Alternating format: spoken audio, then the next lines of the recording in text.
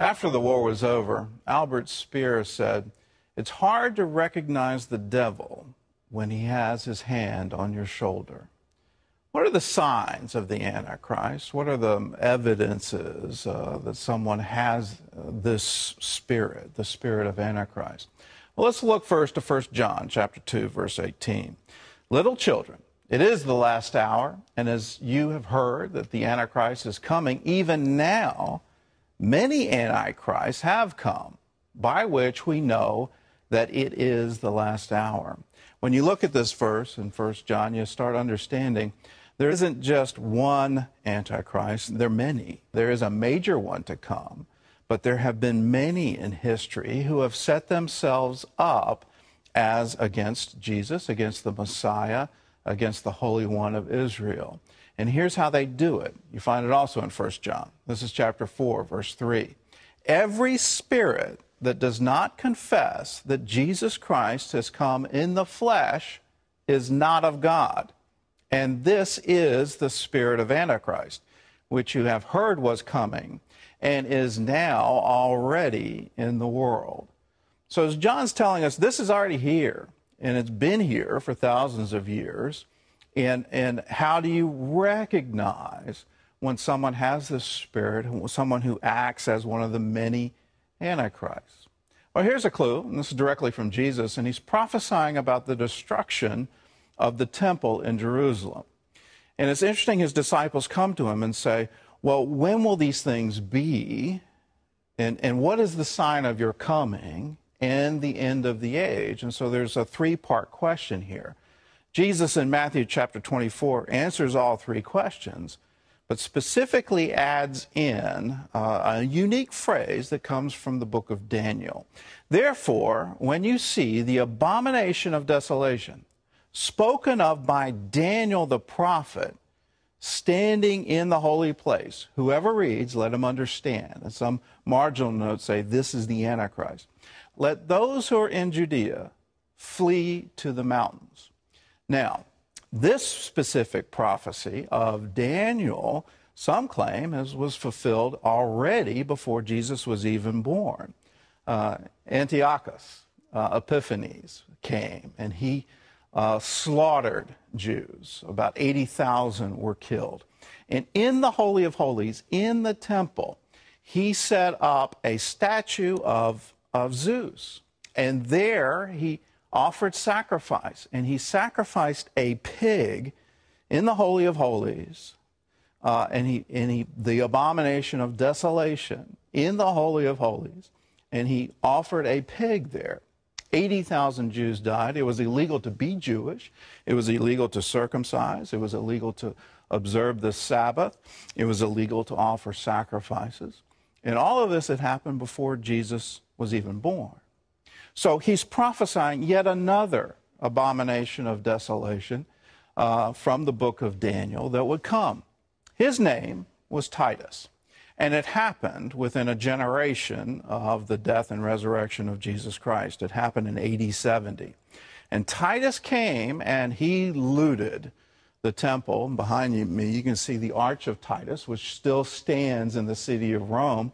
And you see the golden menorah that had been taken. You see the silver trumpets, articles from the temple that were taken as trophies back to the city of Rome by the then-to-be Emperor Titus.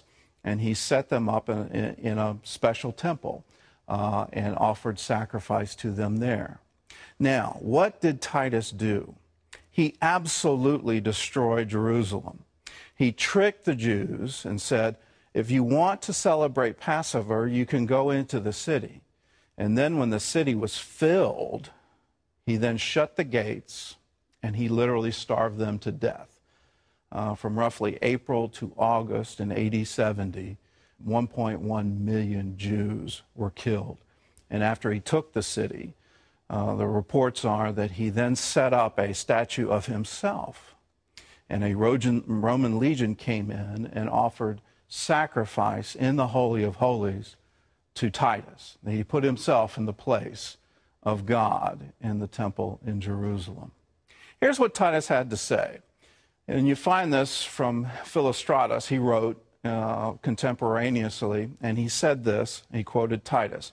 After Titus had taken Jerusalem, and when the country all around was filled with corpses, the neighboring races offered him a crown. But he disclaimed any such honor to himself, saying it was not himself that had accomplished this exploit, but had merely lent his arms to God, who had so manifested his wrath. This is one of the signs of the Antichrist, one of the signs of the abomination of desolation. And there is yet to be filled, because we know from both the writings of Paul, the man of sin, from the writings of John and Revelation, and from the words of Jesus, that there will yet be another Antichrist who will come, who will try to set himself up in the Holy of Holies. Here it is from Daniel chapter 8, verses 23 through 26. These are the signs of the Antichrist. And in the latter time of their kingdom, when the transgressors have reached their fullness, a king shall arise, having fierce features, who understands sinister schemes. His power shall be mighty, but not by his own power. He shall destroy fearfully, and shall prosper and thrive. He shall destroy the mighty, and also the holy people. Through his cunning he shall cause deceit to prosper under his rule, and he shall exalt himself in his heart. He shall destroy many in their prosperity. He shall even rise against the prince of princes, but he shall be broken without human means. And the vision of the evenings and the mornings which was told is true. Therefore seal up the vision, for it refers to many days in the future. Now Daniel here is quoting an angel, and that angel is giving him the keys. Let's look at each one. A king shall arise. When you get the understanding, it's a king. It's an absolute ruler. And you can call them emperor. You can call him a Caesar. You can call him a Führer. You can call him a chairman. You can call him all kinds of things. But you've got to understand, he has absolute rule. When he makes a decree, it becomes the law of the land. Second, his power shall be mighty, but not by his own power. He'll have unusual things. The book of Revelation talks about he'll have the ability to give signs and wonders. He'll be so unusual in his power that even the elect can be deceived by what he's doing. So when you look at the Antichrists that have arisen, Titus said, well, I didn't destroy Jerusalem. I just lent my arms to God. You start to understand what's going on. The Führer said he was tapping into the Third Reich, the third millennial reign of the great German people. They always attribute that it's not their own power, they're tapping into some supernatural power. Third sign, he shall destroy fearfully, and then he shall destroy the mighty, and also the holy people. Start understanding, what does the Antichrist go after?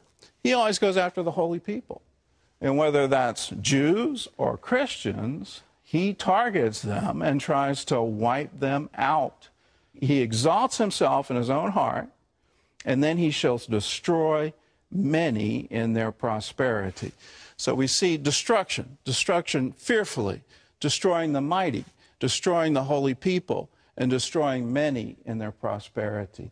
He brings poverty, he brings destruction, he brings genocide against the holy people. And the final clue, he shall even rise against the prince of princes.